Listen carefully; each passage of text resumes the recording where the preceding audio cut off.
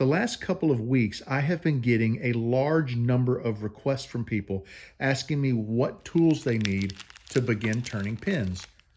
And I haven't done a video on this in a while, so I thought I would take the time today to give you a full-on video on what you need to begin turning pins. And my focus is going to be on purchasing the least amount of tools required to do the job, because we all know there are catalogs full of incredible tools and they do make the job simpler, but you can sink a large amount of money to make that first pin. And I want to try to help you make it as simple and as inexpensive as possible. So we've got a nice walnut blank. We've got a trim line pin kit, which is the basic pin kit most people start with. The first tool I'm going to recommend you purchase is a chuck and a set of pin drilling jaws. Now, in the description to this video, I will put a link to the Barracuda chuck system. It is an all-in-one system. It's around $150. Actually, here it is right here. This is exactly what the chuck looks like. This is one of the 3 sets of jaws you're going to get with this chuck. And this will take the place of 3 other tools in your shop when turning pins.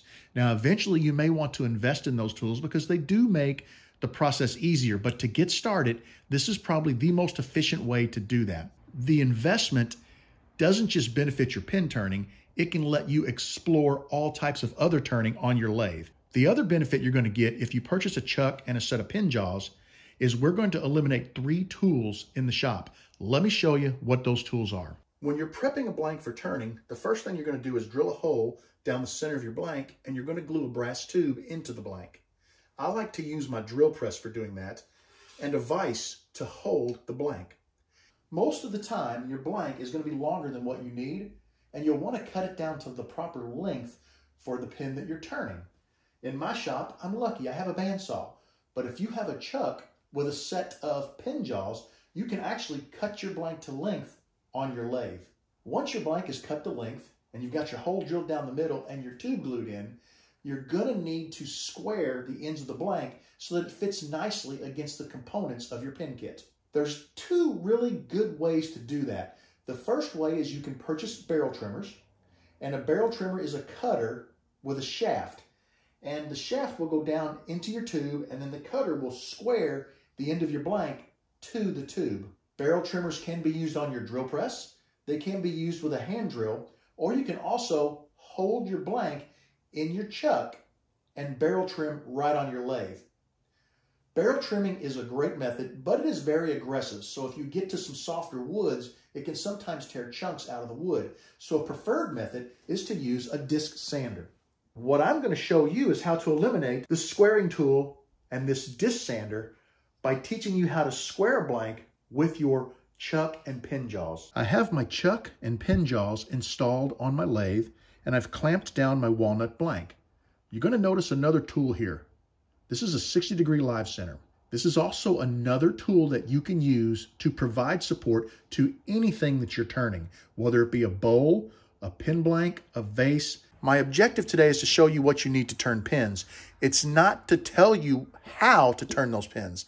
And what I mean by that is tools are a personal preference. Some people prefer high-speed steel, some prefer carbide. I normally recommend new turners go to carbide. Let me show you a tool that I think is invaluable. This is a parting tool. Get yourself a parting tool. You can use this for all types of processes, from turning tenons to cutting blanks. And we're going to use this in a few minutes to cut our blank to size. We have been focusing a lot of attention on the chuck and the pin jaws.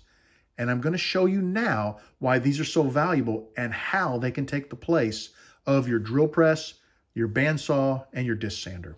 So what I recommend, if you're going to use a chuck for all of the processes we've talked about, start by truing your blank. And that's what we're going to do right now. What we want to do now is we're going to flip our blank around in our pin jaws, and we're going to true the other end. I brought my pin tubes over, and what we're going to do is take each tube and we're going to lay it on the blank and measure it. Now I'm going to leave maybe a 1/16 of an inch gap at this end and maybe about a 1/16 of an inch gap at this end. We'll mark tube 1, then I'll lay tube 2 on here. We're going to leave again about a 1/16 of an inch, and we'll mark off about a 1/16 of an inch, and we're ready to cut our blanks to length. We're going to use our parting tool for this, And we're going to lay the parting tool right in the center of that line.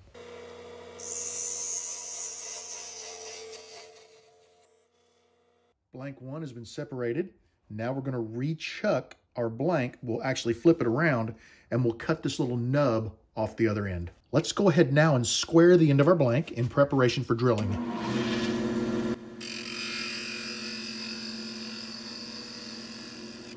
Another tool that you're going to want to invest in is a Jacob's chuck. I like this one because it's hand tightened. You can get some that have a key if you prefer that. But what this is going to let you do is it's going to hold a drill bit so that we can drill right down the center of our blank and get our tube glued in. The other thing I do with these is I'll use them to hold taps if I wanted to tap threads inside of, say, an acrylic blank. With the proper diameter bit installed in our Jacob's chuck, we're ready to go ahead and drill a hole through our blank. You want to make sure that you periodically remove the bit and clear the chips from the bit during the drilling process. The bit will automatically center.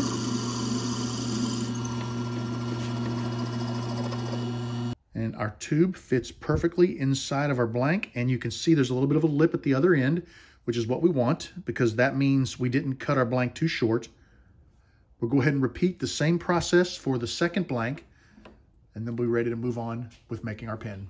I have the tubes glued into the blanks, and when you assemble your pin component should butt up against that brass tube. So you can see there's a little excess wood on this blank. We're going to use our parting tool to remove that wood and to square it to the blank. We're just going to nibble away at the end of the blank until it is square to the tube.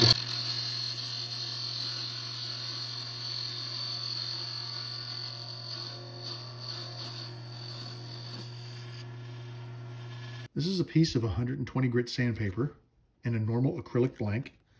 I'm going to wrap the paper around the blank, and we're just going to sand the end until we can see the shiny brass tube poking through.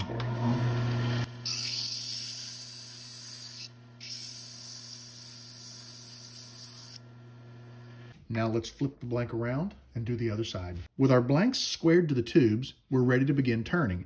I've got a mandrel in my lathe, and I like this mandrel. It's just a steel rod, but I especially like this. It's called the Mandrel Saver. It's like our 60-degree live center in that it spins, but what it does is it slides over the end of the tube, and it goes against the bushings and puts pressure on the bushings, which in turn put pressure on the tubes. So you don't put any pressure on your mandrel, which means your mandrel will not bow. When you purchase a pin kit, the manufacturer will tell you which size drill bit you need to drill for tubes, as well as which size bushings you need for turning your blanks. Bushings tells you the final diameter of your blank. So we're going to turn these two blanks down until they are level with these bushings. With the blank turned down to the bushings, we know that it will fit nicely against the components of our pin kit. So we want to turn our attention to sanding and finishing the blank. Now for sanding, I recommend picking up one of these multi-packs. They come with 150, 240, 320, 400, and 600 grit paper. If you sand through 400, you're going to be able to put a really nice finish on your pin. The farther you sand, the nicer your pin is going to look. When it comes to pin assembly, most people prefer to use a pin press. But if you don't want to spend the money until you decide whether or not pin turning is for you, I recommend using a pistol grip clamp. We're going to start by installing the nib in our blank. Grab that in our clamp. Get everything lined up.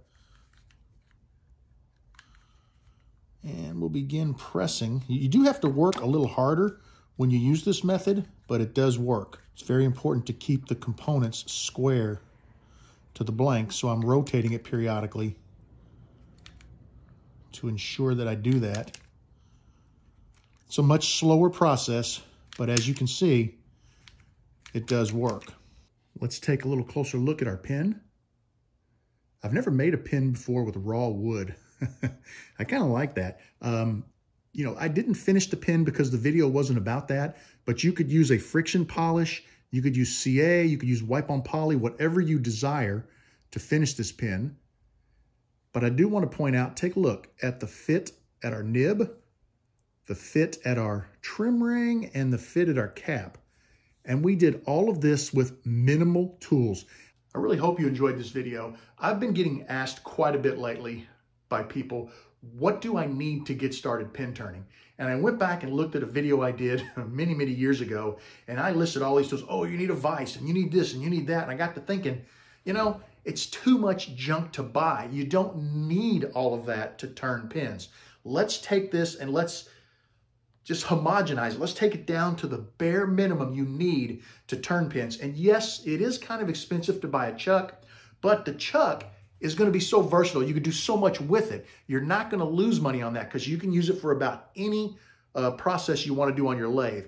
I think we did a great job building a pin with the minimum number of tools, the minimum outlay of cash, and as you grow in your hobby and find out that you love pin turning, and trust me, you're probably going to get addicted, most of us do, then you can go out and buy all the other specialty tools. Now, in the description to this video, I'm going to list, the top section will be the tools that I use specifically. I'm not going to list, you know, my cutters and that type of stuff, but I'll list the tools I use specifically. Below that, I'll put the tools that I use on a normal basis. I'll put my disc sander and my little squaring jig, and I'll put my bandsaw, and I'll put vices and pin presses and all that stuff. So if you say, well, I want to buy the minimum stuff, but I really want to get a pin press, and a pin press is a great idea, trust me. You don't need it, but it's a great idea. You can have a list of all of those items with links to where to go to buy them. I really hope you enjoyed this video. It was a lot of fun to make. I had to kind of think about it. It wasn't the perfect video. I didn't really script it out. I sort of did it. I thought about it and came up with it as I put it together. So it probably could have been better. It probably could have been a little bit more refined, but it was a blast to do. I hope you enjoyed it. I hope if you're thinking about turning pins, you use this video as the impetus to get started, and I hope you become addicted to turning pins like the rest of us because it is a great hobby. I'd like to thank you for joining me in the shop. I want you to know that you are always welcome in my shop. Come back and see me again real soon, and have a great evening.